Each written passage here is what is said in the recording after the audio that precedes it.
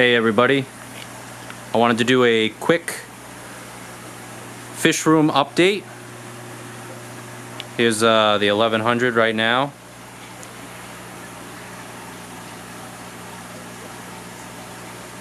Everything looks pretty good. Still a little bit cloudy, but everything's acting normal. Everything's eating except for the silver arowana.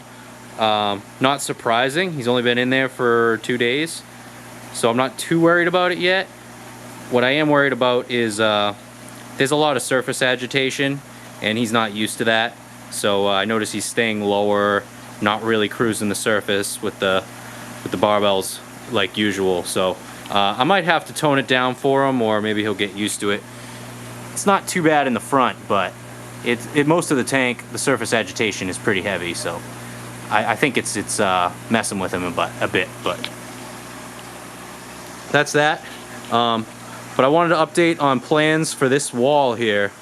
So I had a 180 gallon with Pinky, the giant gourami, who's on the left here.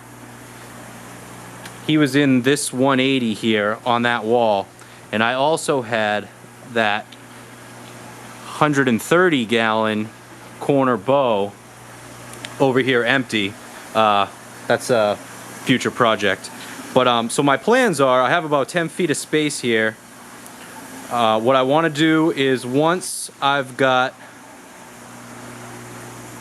the other ray and this Florida gar out of the 300, no more fish, I can empty this, break it down, move the 300 over to this wall. And now the 300 is drilled on the left side. So what I can do is, instead of having it on its own filtration, both overflows will come out, drop right into the 1100, directly into the tank, and I'll have a pump. Well, I haven't decided. I might either add its own pump, or I might use the pump that's already, one of the pumps that's already in here, because I've split off. If I ever wanted to drain the tank, I could hook up to that. I could flip two switches, basically flip two ball valves, and I could pump water right out of the tank. But I could also run the 300 off of that, because this pump isn't running at full capacity anyway right now. So I could turn it up, open that valve, and that might be enough. I haven't decided yet. Either that, or I'll add my own another pump, additional pump, either inside the sump or in the tank. But regardless, with the 300 filtration and the 1100, you're talking almost 1,600 gallons total volume, just a little bit under 1,600 gallons. So everything is already on auto drip system. So right now I just have my regular water change hose running water directly in to the tank. And then over here,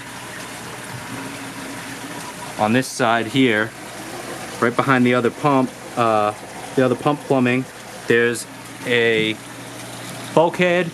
It's a 1-inch, and then I've got a ball valve here, and this overflows water out constantly. So it's already on an auto water change system. It'll be 1,600 gallons total, so I won't have to do water changes on the 300, and obviously I already don't have to do water changes on this, which is awesome. So that'll be really nice. It'll be more consistent for the fish too than you know, trying to drop 50% water changes or whatever every few days, especially with rays. You ray keepers know how that is. So that's the plan for that. And then once that 300 is out of the way, I'll just move the 180 over there. Maybe give Pinky back his space. And that 130, I'll do a video on that once we get it going. That's going to be the wife's tank. It's actually going to go upstairs, be one of the few tanks I don't have in the basement, but I have on the first floor. Not a huge fan of having tanks upstairs, but so that's pretty much it. I'll do individual updates on these tanks from time to time. But that's pretty much it. That's an update.